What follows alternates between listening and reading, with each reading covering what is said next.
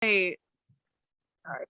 That is quite all right. You know what? I understand. You know, you have every excuse to be a few minutes late given your new addition. So congratulations to you. Yeah. Thank you so much. Yeah, I hope you can't hear her screaming downstairs. You know what, Charity? I have been there. I have done that. So it's quite all right. Amazing. I completely get it. How old are do you have So multiple my kids? son, so I have a blended family. And cool. between me and my wife, we have 4 kids.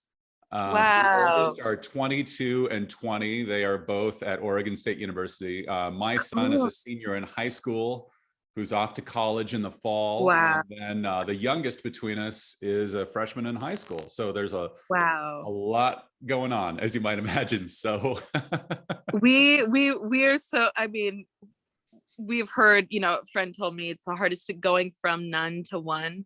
Yeah. But we still are like, how can you do more than one child? Which, you know, we have every intention. I think it would be great to have a buddy for Francis, but it's like, dang, it's a lot of work. You know what? And here's the thing, Charity, like with you and Matt, like even if there isn't a buddy involved, like my son, for example, he's an only child.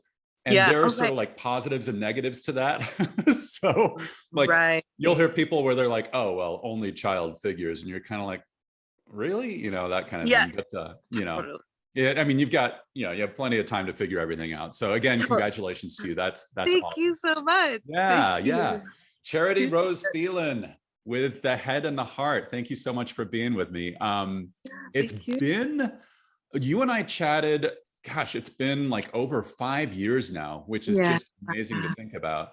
But the latest album from you guys is called Every Shade of Blue. We can look forward to that in late April. And when you and I last chatted, actually, we were talking about Signs of Light. And you mentioned to me that you'd been down in the Bay Area in California near Stinson Beach, and you had been, you know, doing some writing there and stuff like that. And then, of course, I mean, so much has happened in the interim between that album. I mean, we had, you know, I mean, Living Mirage came out, you know, a couple of years later, and then, you know, you had the live show, and then, of course, this album.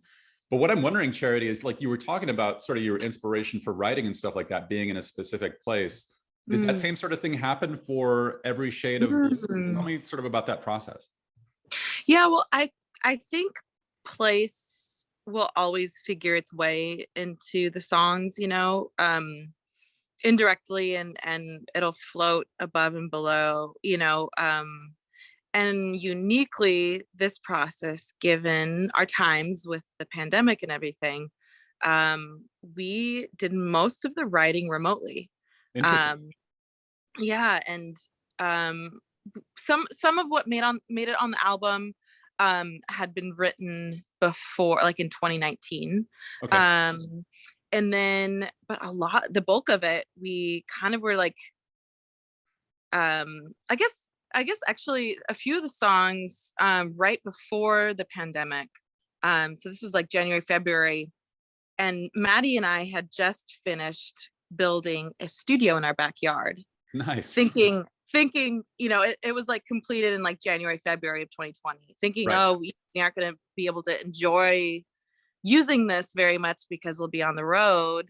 And, you know, and so God just laughed at us and said, no, this is going to be like the best kind of investment you guys ever made. And, but anyway, so when it was kind of almost completed, Kenny flew up, Kenny, who plays piano in the band. Sure.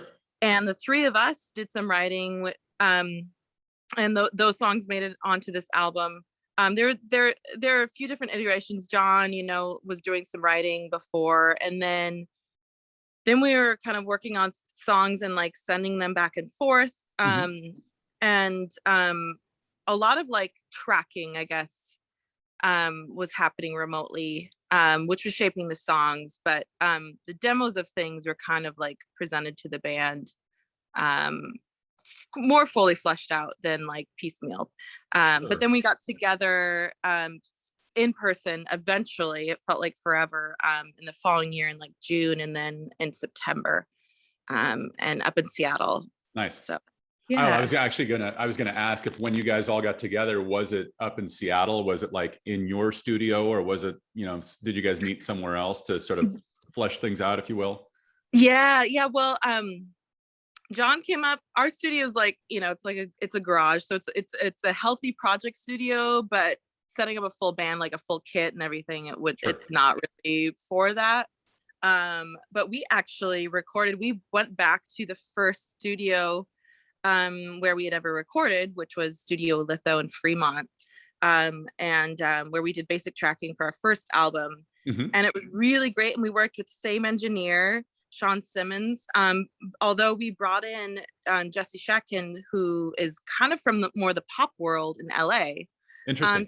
So it was kind of I'm so drawn to juxtaposition, and I feel like merging those two worlds, the kind of old and the new, and like from these different kind of, like our first album was, it's kind of a much more kind of I guess rootsy genre. Yeah. And So it was really, it felt like fresh and interesting, and kind of like a blend of like the diversity of what our band is, and who makes we have such unique personalities that make up the band. So it felt like it was represented.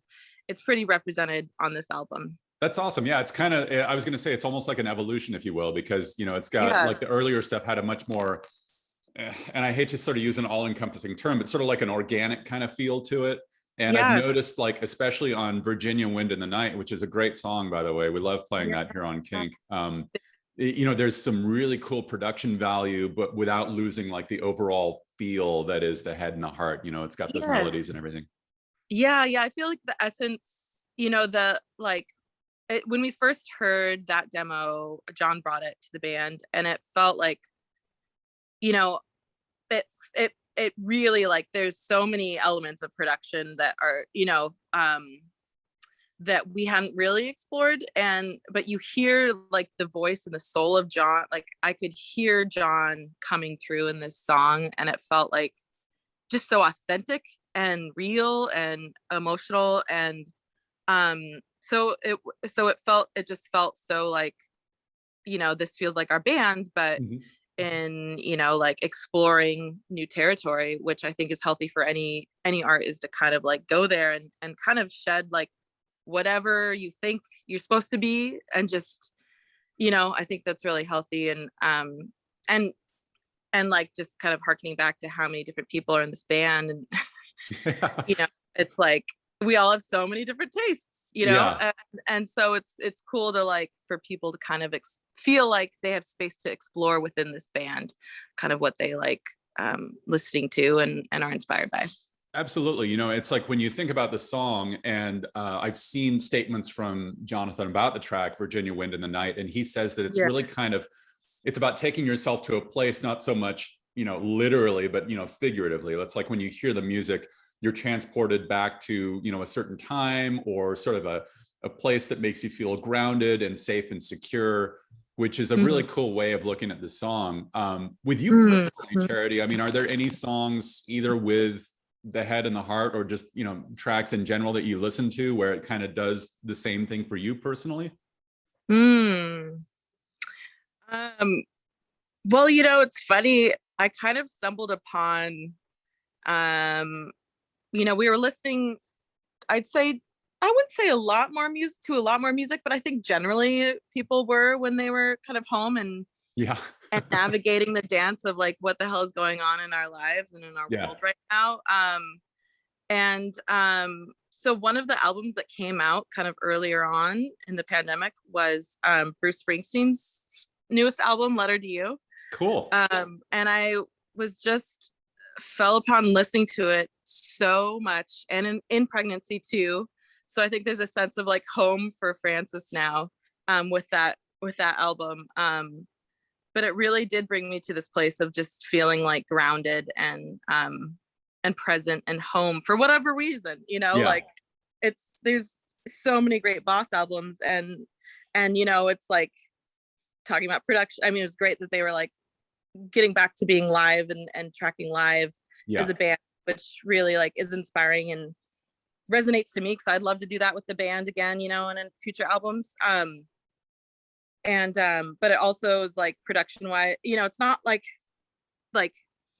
artistically, I should watch what I say, but I don't know. I was just so drawn to that album, and it really does give that sense of home and grounding. Nice. Yeah. Nice. You know, you talk about getting back to things live, which reminds me that you guys are going out on tour, which is super exciting. Tour kicks off in May. You guys have a date here in the Portland area. You're playing McMenamins Edgefield on the 16th of August, which we are super excited for.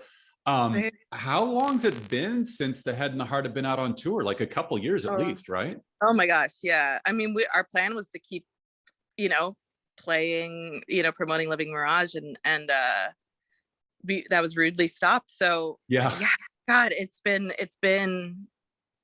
will have been, I don't know, 2.5 years and it's been so long since we played McMenamins. That was like, do you happen to have that trivia fact like in your world, the last time we played? It's been so many years. And it was August though that I remember. I think the last time, well, I remember seeing you guys play, and I think it was probably that McMenamins Edgefield show, and it's been at least 2.5 years. But I mean, it's such a cool venue, especially that time of year. Cool. Yeah. It's the best to be in the Northwest in the summertime. Yeah, absolutely. Absolutely. I mean, you know, it's like, you know, Seattle and Portland, the weather can be hit or miss, as we all know. So, but you know, it's like, Charity, getting back out on the road and stuff like that. I mean, you know, obviously you guys will get together, you'll rehearse all the new material and stuff like that. What would you say have been some of the, I mean, obviously, you know, given the whole pandemic and everything, but what have some of the changes been, would you say, with regard to your live shows? Like, how do you guys approach that? Or is it sort of business as usual? You know, it's interesting. We actually kind of, the privilege and the gift of time that we've had has really been able to allow for perspective, and we actually decided that we wanted to add a week of rehearsals that would be without production and without pressure, really.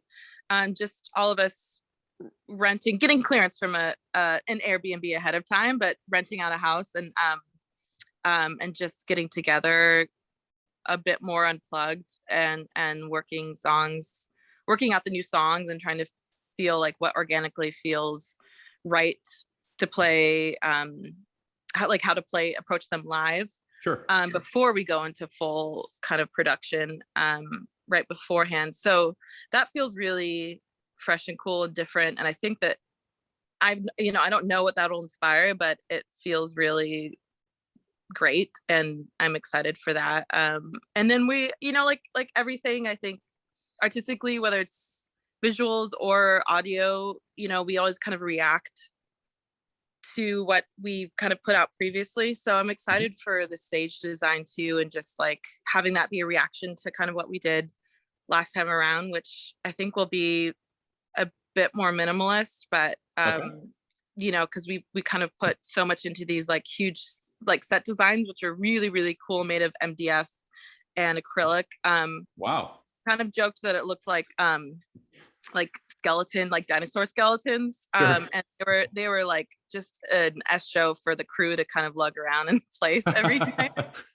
So we might try to put, you know, like hang on flies, things that can roll up and, you know, pack neatly or whatever, but, you know, while not like compromising on the vision and stuff. So I don't, you know, that's still kind of coming together, but it'll be, I think most notably, it's just, we're excited to be able to do what we do. And we have a even more freshly newfound appreciation for live music and being able to be at the center of that and exchange with live humans. Oh yeah, absolutely. And people are so hungry for that. I mean, it's like, you know, and honestly, Charity, like nowadays people could go to a show. You don't need IntelliBeams and fog and, you know, 3D visuals and all that kind of stuff.